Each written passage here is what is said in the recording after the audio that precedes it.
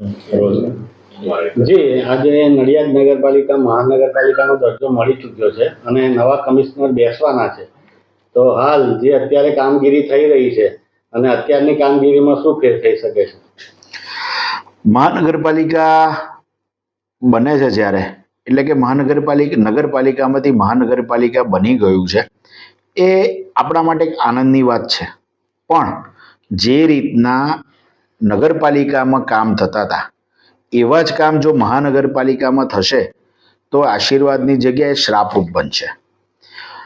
નગરપાલિકાની અંદર જે રીતના રોડ રસ્તા બનાવ્યા પછી તૂટી જાય, ચારે બાજુ ગટરોના પાણી વહેતા હોય, ચારે બાજુ કચરાના ઢગલા હોય, એટલે કે વહીવટી તંત્રમાં જવાબદારી લેવાનો અને જવાબદારી આપવાનો એ અભાવ દેખાતો હતો. સવારે 10 વાગે 11 વાગે લાઇટો ઉપર, સ્ટ્રીટ લાઇટો ઉપર, સ્ટ્રીટ થાંભલા ઉપર લાઇટો ચાલુ હોય, એટલે શું છે કે બંધ કરવા માટેની કોઈ વ્યવસ્થા નહીં. વોકવે જ્યાં લોકો રાત્રે પોતાના પરિવાર સાથે ચાલવા જાય એવી જગ્યાઓ ઉપર લાઇટો બંધ, થાંભલા હોય, લાઇટો હોય પણ લાઇટો બંધ. આ બધા જ પ્રશ્ન છે. રોજગારીનો પ્રશ્ન છે, ટેક્સનો પ્રશ્ન છે. આટલો બધો ટેક્સ ભરાય છે છતાંય જીબીનું લાઇટ બિલ બાકી રહે છે. તો શું મહાનગરપાલિકા થયા પછી આ બધાથી લોકોને મુક્તિ મળશે? વધુમાં જોવા જઈએ તો મહાનગરપાલિકા થતા લોકોના જીવનમાં સુખાકારીનો વધારો થવો જોઈએ. શું મહાનગરપાલિકા થવાથી આ લોકલ નેતાઓનો ચંચુપાત ઓછો થશે મહાનગરપાલિકામાં? અને જે પણ અધિકારીની નિમણૂક થઈ છે, જો પોતે નિર્ણય લેશે અને પોતાની રીતે કામ કરશે તો નડિયાદમાં 100% વિકાસ થવાની સંભાવના છે. બાકી ગુજરાતની અંદર મેં અગાઉ પણ કહ્યું છે, ગુજરાતની અંદર સૌથી ભ્રષ્ટ નગરપાલિકા હોય તો નડિયાદ નગરપાલિકા છે. વધુમાં અમે લોકોએ 15 દિવસ પહેલા નડિયાદ એક રોડ ઉપર, નટપુર બેંકના રોડ ઉપર આવેદન આપીએ છીએ, તકેદારી આયોગને લખીએ છીએ. છતાં પણ આ 1 વર્ષથી આ પ્રશ્ન રોડનો ચાલતો આવ્યો છે. નથી નગરપાલિકા કોન્ટ્રાક્ટર પાસે કામ સરખું કરાવી શકતી કે નથી એને બ્લેકલિસ્ટ કરી શકતી. ઉપરથી 60% પેમેન્ટ એને કરી દેવામાં આવ્યું. તો આ ભ્રષ્ટાચાર નહીં તો શું છે? કાસ્ટની બાબતમાં લોકલ નેતાઓ જે રીતના કામ કરે છે એની સામે ભ્રષ્ટાચાર થયો છે એનો મારો આરોપ છે.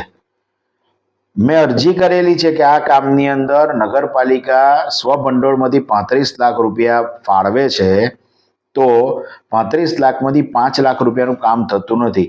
તો શું કેમ લોકલ સ્થાનિક તંત્ર દ્વારા કે સ્થાનિક નેતા દ્વારા આના ઉપર કોઈ પગલાં ભરવામાં નથી આવ્યા? ફિલ્ટ્રેશન પ્લાન્ટનો મુદ્દો તમે લો તો ફિલ્ટ્રેશન પ્લાન્ટનો મુદ્દો અત્યારે 80% પ્લાન્ટ બંધ છે. તમારી પાસે કોઈ ચાલુ હોય પ્લાન્ટ તો એના પુરાવા તમે આપી શકો છો.